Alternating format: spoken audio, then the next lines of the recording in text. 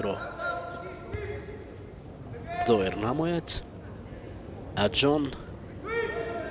جان امریکایی 24 ساله مقابل کامران شاه یوسفپوریان میبراید. دستاورد پهلوانی امریکایی بلندترش نشانه های طلاش در جام کشوده اروپا و مسابقات پان امریکا میگن در آنجا است 2017 و اینطوری، ولی کامران شاه یک سر بالا است، از روی دستاوردها است. جام بالاتر میستد ولی این گوشتین است. باید کامران شاه در اینجا نبرد خوب نشان دهد. مجیدوف هم برای نشان برنجی در رقابت‌های تسلح کشتین میگیرد. فقط با امید طلایی شدن باید با کامران شاه کشتینش نگاه کنیم.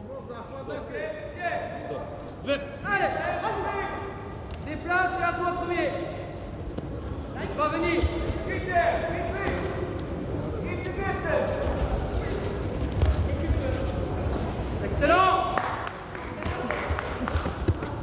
Excellent Thomas!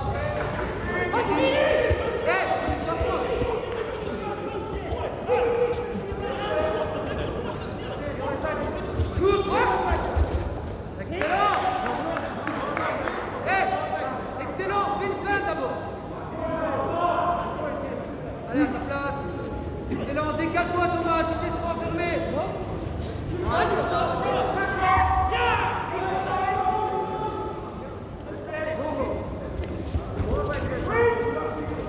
نورلو لایقوف کامران صدا کرد و حتی توصیه داد که از کدام سمت گوشتین گرفتن برای قلایتر می باشد. در این تالاری من قریب که خالی، من باوری دارم که کامران شاه خوب رئیس فدراسیون را فهمید. نورلو لایقوف خود در گوشتن جدا هنرنمایی کرده است، مخصوصا یعنی پهلوانان سنگین وزن در آسیا رقم 3 شده است.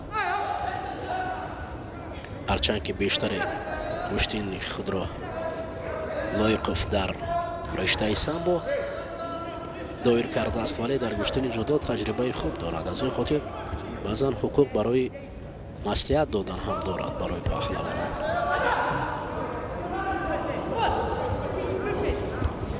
خب میبینیم شاید مصلحت رئیس فدراسیون امکانیت دهد. خب حالتی اسای کمی نمی شود.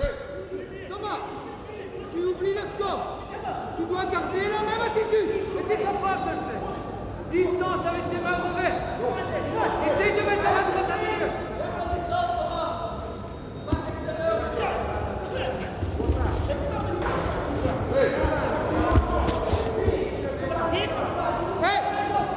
Commence intérieur. Commence main droite intérieure. Même manche. Bats-toi comme un fou sur les mains. دوباره هم خاموش است. گوشتین گیرد دوام دیمتی هم نمی شود. کامران شاه میگوید بگذار خیزد، بگذار از جای برخیزد. خب تن داد برای رقیب، چنگال مستحکم یک رقیب.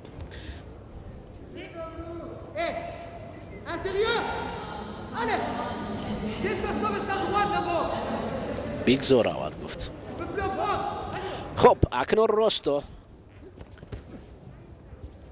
بازونو می افتاند کامران شاه جان را.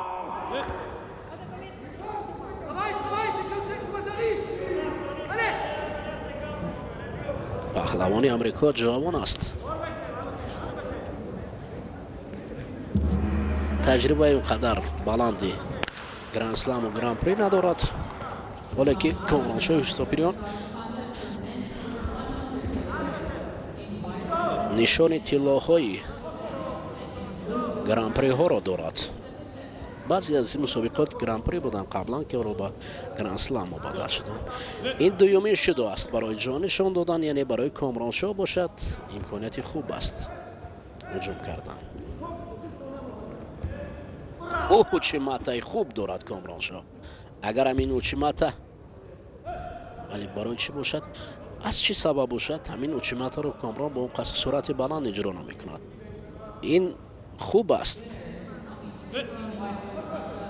که در ما علوکی بین میگویند اکثرا در گشتین های ملی تاجیکی یعنی خیلی خوب اجرا میشد، ولی افسوس از چی باشد که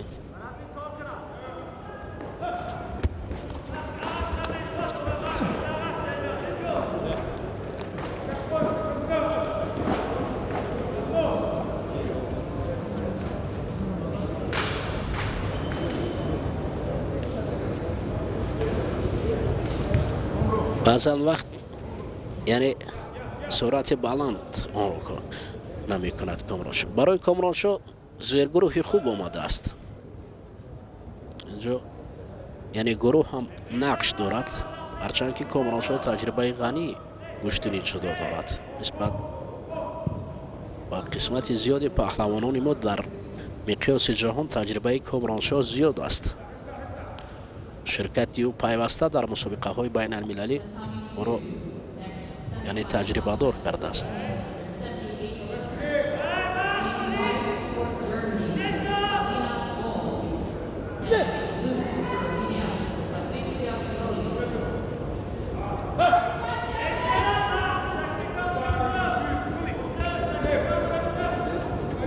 کامرانشاه نشان میدهد خود به خود اصول ها را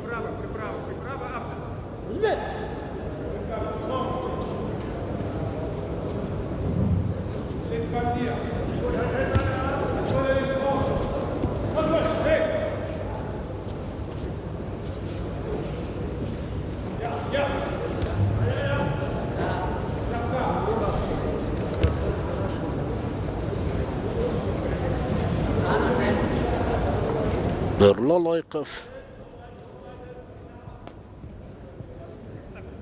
دم به دم برای کامرانشاه مصلحت میدهد. اکنون برگشت و کار در گلدنسکو خواهد بود. گلدنسکو و هجومی این جفت.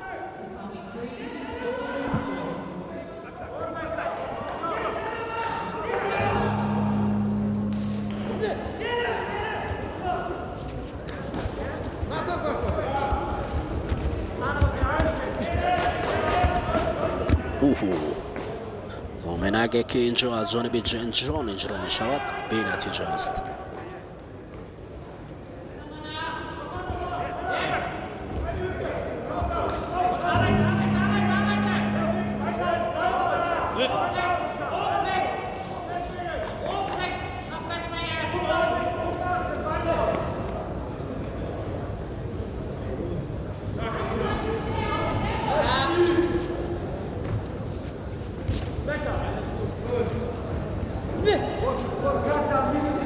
حالا داشتی عجیب است برای کامرانشاه برای انجام دادن اصول.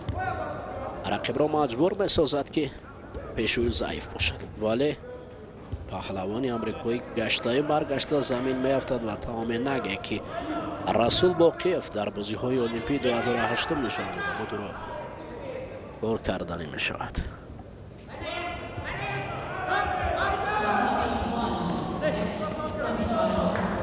شدای سیوم تهدید برای جان است. گشتی نگرفتن این پهلوان آمریکایی، اصلا آمریکایی ها در گشتن جدا اونقدر موفق نیستند. تاریخ هم نشان داده است چی تاریخ بازی های المپیک. اوهو دیدید بعضا تبلا هم اشتباه میکند. ایپان به خاطر کامرانشاه چون که رقیب سیومین شدا را گرفت و اکنون در دور نیمه نهایی کامرانشاه را راه یافت و باور داریم که در دوره های نیمه نهایی